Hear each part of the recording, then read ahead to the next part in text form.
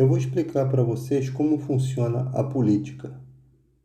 Ainda que um político fale a verdade a respeito de qualquer coisa, ainda que a mídia fale alguma verdade, se as pessoas não conseguem enxergar, né, ouvem essa verdade, mas não conseguem compreender essa verdade, ela não tem efeito.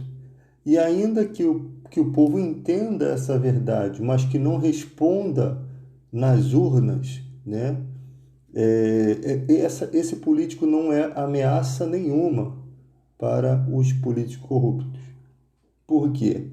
Porque ele não tem poder de voto, ele não consegue mudar nada nas leis, ele não está dentro da política, né? Você percebe que no Brasil, estando dentro da política, já é difícil mudar as coisas. Ficando somente no diálogo, fica impossível.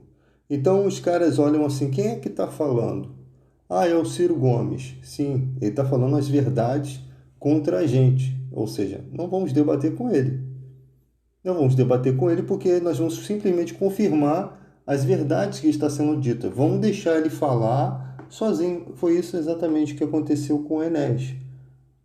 Pelas coisas que o Enéas falava, se ele conseguisse um poder de 40% de voto ou 37% de voto, ele se tornaria uma ameaça. E você sabe que uma ameaça no cenário político daquela época é queima de arquivo, né? Então, uma ameaça, ela não pode. É tipo uma guerra. Você está vendo que você tem vários canhões. Aí vem um cara com uma, um soldado num canhão, ele não tem ameaça nenhuma. A hora que ele der um tiro, o exército acaba com ele. É exatamente assim que funciona a política. Então as pessoas falam assim: por que o Ciro Gomes é tão bom e não consegue ser presidente? Exatamente por isso. Porque as pessoas que precisam ser convencidas dessa verdade não se convencem dela. Então o problema do nosso país não está no político corrupto lá, não. O problema do nosso país está nas pessoas que não conseguem compreender a verdade. Eu achava que o problema era lá dos políticos corruptos. Eles sobrevivem da corrupção porque o povo é massa de manobra. Porque o povo acredita em meias verdades. O cara pega um fato aqui, outro ali, até algumas coisas verdadeiras, mistura, joga um sazon ali, né, maldito, um amor enganoso, e ele ali consegue influenciar a mente das pessoas, né? E então fica difícil, até como eu falei no outro vídeo, que um advogado corrupto, ele, que o filho dele pergunta? O senhor não precisa convencer o juiz, o senhor não precisa convencer o advogado, o outro advogado que o senhor está falando a verdade? Ele falou, não, eu preciso convencer o júri. Eu não preciso pregar uma verdade. Eu posso falar o que eu quiser, mas eu preciso convencer o júri de que o que eu estou falando faz sentido. E é exatamente esse o problema do Brasil. Se a pessoa consegue convencer você, ela ganhou seu voto. Ainda que ela esteja falando uma mentira, ou meia verdade, ou uma verdade com várias mentiras penduradas, é assim a política do nosso Brasil. Se você, aí a gente pensa assim, nós vamos colocar um vereador, um deputado para mudar isso. Não muda. Não muda porque o sistema já está totalmente. Ele viveu muito tempo na escuridão, ele teve muito tempo para se resguardar. E quais os riscos que os políticos têm? O que eles não querem perder? Os privilégios deles. Um fica acusando o outro de ter privilégios, quando na verdade todos os três poderes têm grandes privilégios. Já parou para pensar isso? O cara falou: o salário do juiz é tanto, é tanto. Aí a pessoa fica: caramba, eles têm isso tudo. Aí joga até umas coisas que não tem nada a ver. Aí você vai ver o do deputado federal, é a mesma coisa, se não pior. Fora as coisas que eles não dizem, né? O dinheiro das empresas que entram, os cargos comissionados, toda aquela influência, né, que eles têm. E fora o foro privilegiado. O nosso Brasil é uma vergonha.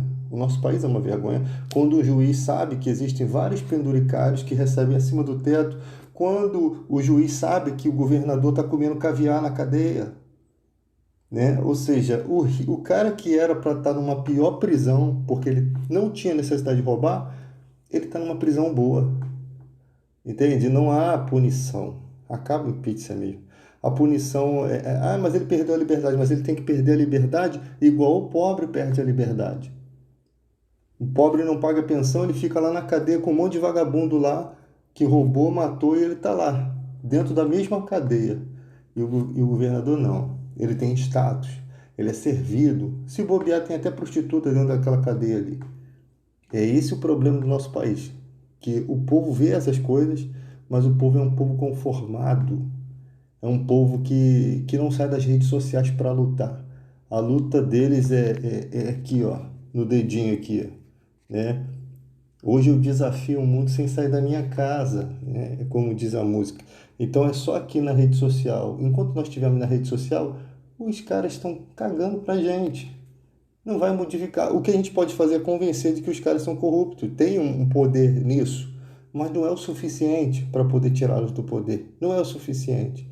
Como eu disse, foram vários anos que a gente não tinha internet, que a gente não sabia como funcionava o sistema. Agora que a gente está tendo um gostinho de entender alguma coisa, né? E eles não estão com medo, porque nós estamos preocupados aqui com segurança pública, com educação, com saúde. A gente está com outras preocupações em mente, com o desemprego. E manter o país nessa miséria é a estratégia deles.